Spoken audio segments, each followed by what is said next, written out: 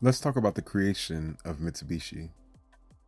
In the sweeping transformation of Japan from a feudal society to industrialized world power in the late 1800s, few individuals played as pivotal of a role as Yatarō Iwasaki, the former samurai who founded Mitsubishi. Born in 1835 in Tosa Domain, which is in modern-day Kochi Prefecture, Yataro came from a low-ranking samurai family.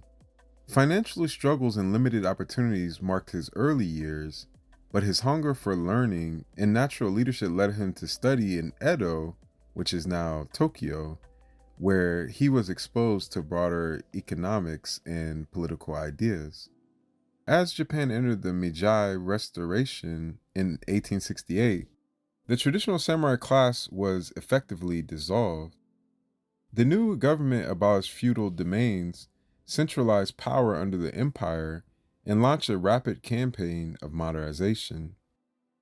Many samurai found themselves unemployed and obsolete. However, Yataro saw opportunity in the upheaval. He began working for the Tosa clan's trading office and quickly rose through the ranks.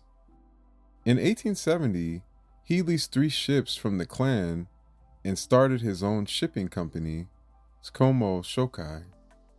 Just 3 years later, in 1873, he rebranded the company as Mitsubishi Shokai.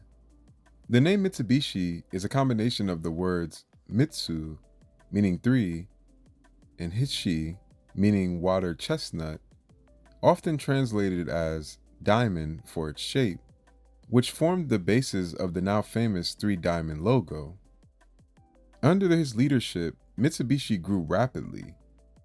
He applied the values of samurai discipline, loyalty, and long-term thinking to modern business practices, creating a culture that emphasizes commitment and service, not to a feudal lord, but to the company and the nation.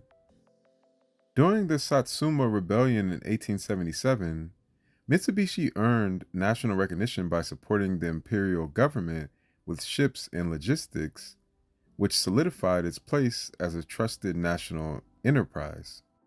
His vision for Mitsubishi was not limited to shipping. He believed that for Japan to compete globally, it needed to industrialize on its own terms. He expanded the company into coal mining, shipbuilding, insurance, and finance, laying the groundwork for what would become one of Japan's largest corporate conglomerates. Even after his death in 1885, his legacy continued through his brother and son, who carried Mitsubishi into new industries in the international market. What makes his story so compelling is how he bridged Japan's ancient warrior culture with its modern industrial ambitions.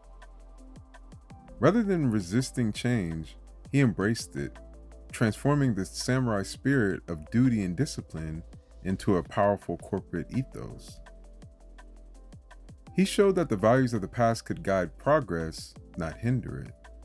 Today, Mitsubishi has multiple companies, but their car company is still fighting using the samurai spirit, even in hard times.